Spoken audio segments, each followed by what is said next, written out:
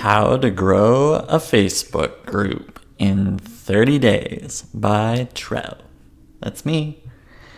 So I'm going to go through the process of how I organically grew my Facebook group from scratch to 531 members, all previously strangers, within 30 days. And here's a graph. Now this is done in November 2017.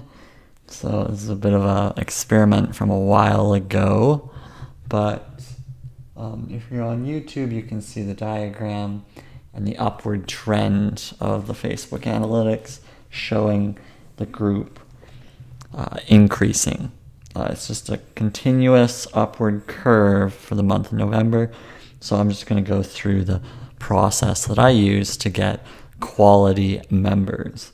And also, I had about 70% of these individuals give me their email. So that's fantastic. About 400, 500 emails from doing this. So I built multiple lists by getting these Facebook followers. So if you're looking to build an email list, side note, this is a valuable approach to try out. So a little bit of a background about Facebook groups is it's just creating a community on Facebook about something that interests you. And my focus was on entrepreneurship. So let's get into the process step by step. First, I researched how dozens of other Facebook groups grew and realized that online ads played a big part of their growth. Some people like to experiment without the use of online ads, like me. I wanted to grow the group with a $0 budget. First things first, I chose a niche. It was a little rocky at first because I chose a confusing name for my community without taking into consideration that SEO is important for titles. This was my first crack at Facebook group community building. My original group title was called Promote Your Passion. Oh no, what does that even mean?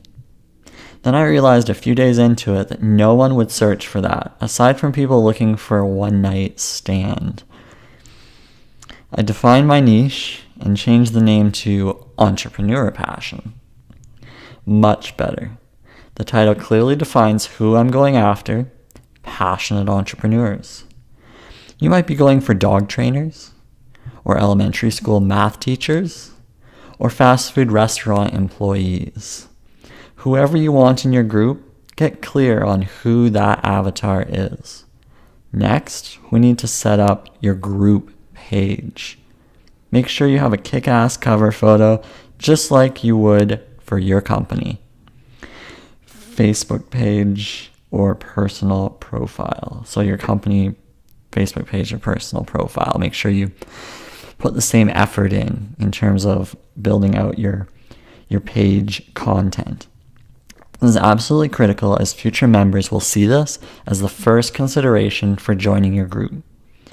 If you use a blurry, irrelevant, spammy, untrustworthy photo, you will attract the wrong crowd.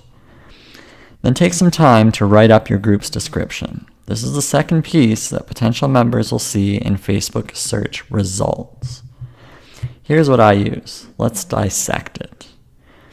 This is a group for entrepreneurs, freelancers, hobbyists, and hustlers looking to grow their passion projects into real businesses. We host daily live videos and expert interviews to answer your top business questions. Let's learn together. From marketing to business advice, learn how to build a following for what you love to do. Motivation Mondays, share inspiring quotes, images, and goals for the week. Fun Fridays, share exciting business wins. And a side note, please no spam, self-promotions, or inappropriate language. Help others, ask questions, and have fun. So if we break it down, in the first paragraph, I describe who the group is for. Don't put everyone. Then I describe some cool, engaging daily content to look forward to and what members will learn. Lastly, I mentioned the no spam posting policy, which I feel is important to include. Some people still do it anyways. Take time to craft a description that is relevant to your niche. Next, you'll want to decide whether you should have a closed or open Facebook group. I recommend keeping your group closed to start, as you will want qualified, relevant members to join, not just average Joe on the street. Closing the group also allows you to do something quite valuable, and that's to ask qualifying questions. This is an absolute must if you want to grow your email list following as well. You can ask members who've shown interest in joining to see if they'd like to leave their email. And here's a question I was asking for my group. Would you like to learn tips to grow your following? If yes, include your email here. It's a simple, innocent question, and 30 to 40% of my members, upwards of 60% at certain times of the week, and 70% as I was continuing to fine-tune the messaging, they would start to include their emails willingly. That's permission-based marketing right there. You can ask up to 3 qualifying questions, but I'm not really interested in making the experience too complicated to join, so I stick with 2. Make sure you also get a custom link for your Facebook group. This link should be added to all of your popular social media profiles for promotional purposes. For me, I only included the link in my Facebook profile and page. Not optimal exposure on my end, but everyone's approach is different, and I was learning.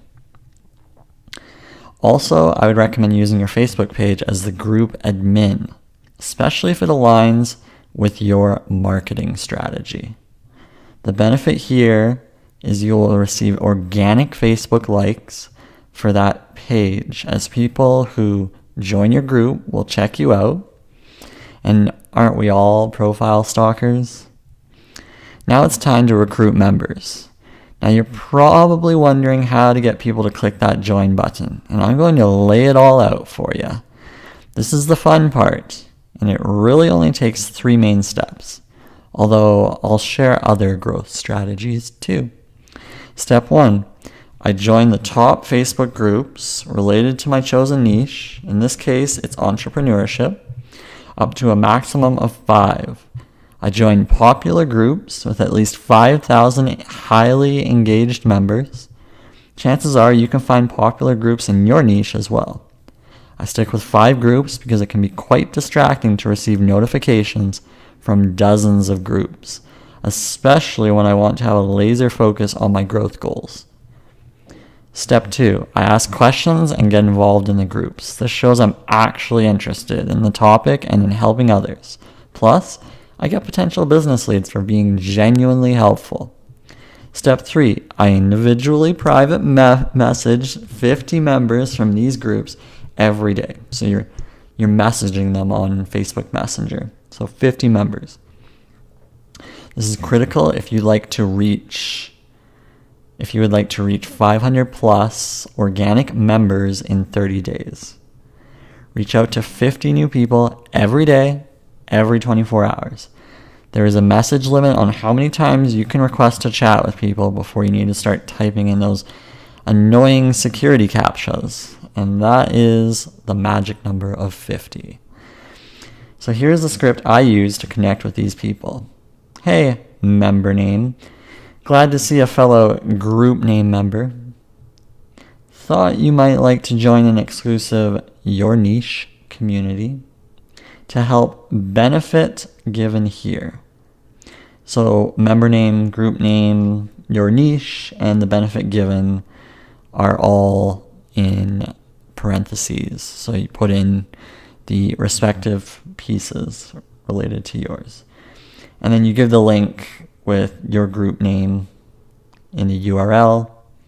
So I head over to the recently joined members area and hit up each new person who has Facebook Messenger activated on the list. Then the next day, I'll hit up one of the other 5 Facebook groups. I never add anyone manually, except for my brother. He wanted to be added.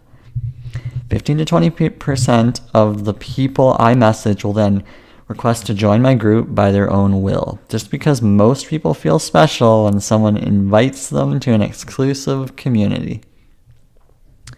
The majority of my Facebook group's growth thus far has been the result of these 50 daily messages. But I wanted more growth than this. Who doesn't? After joining the 5 relevant Facebook groups, I posted my link to each group with admin permission. I found some success here, but wish I had asked the admins to pin my group post for a day. Would have been a unique little strategy to get a few more views. So here was my message for a social media marketing group that I sent out to. Hey, fellow social media marketers, question for you. What is your favorite social media platform and why? Would love to hear some success stories from the group. For our fellow entrepreneurs here, thought I'd share my fun new Facebook group in case you'd like to join.